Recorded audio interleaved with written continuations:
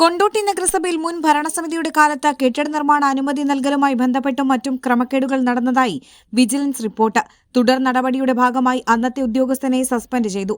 തദ്ദേശ സ്വയംഭരണ വകുപ്പ് പ്രിൻസിപ്പൽ ഡയറക്ടറേറ്റിലെ വിജിലൻസ് ഡെപ്യൂട്ടി ഡയറക്ടറുടെ നേതൃത്വത്തിൽ 2025 നവംബറിൽ നടത്തിയ പരിശോധനയിലാണ് ക്രമക്കേട് കണ്ടെത്തിയത്. റിപ്പോർട്ട് പ്രകാരം അന്ന് നഗരസഭയിലുണ്ടായിരുന്ന സീനിയർ ക്ലർക്ക് BP അനീഷിനെ സസ്പെൻഡ് ചെയ്ത് ഉത്തരവായി. അനീഷ് നിലവിൽ പൂക്കാട്ടൂർ പഞ്ചായത്തിൽ സീനിയർ ക്ലർക്കാണ്. കെട്ടിട നികുതി നിർണയത്തിലെ ക്രമക്കേടുകൾ, വേക്കൻസി റെമിഷൻ അനുവദിച്ചതിലെ ക്രമക്കേടുകൾ, LDMS മുഖേന വെരിഫൈ ചെയ്ത മുഴുവൻ കെട്ടിടങ്ങളിലും ഫയലുകളില്ലാതെ ഡാറ്റകളിൽ കൃത്രിമം നടത്തൽ എന്നീ ക്രമക്കേടുകൾ കണ്ടെത്തി.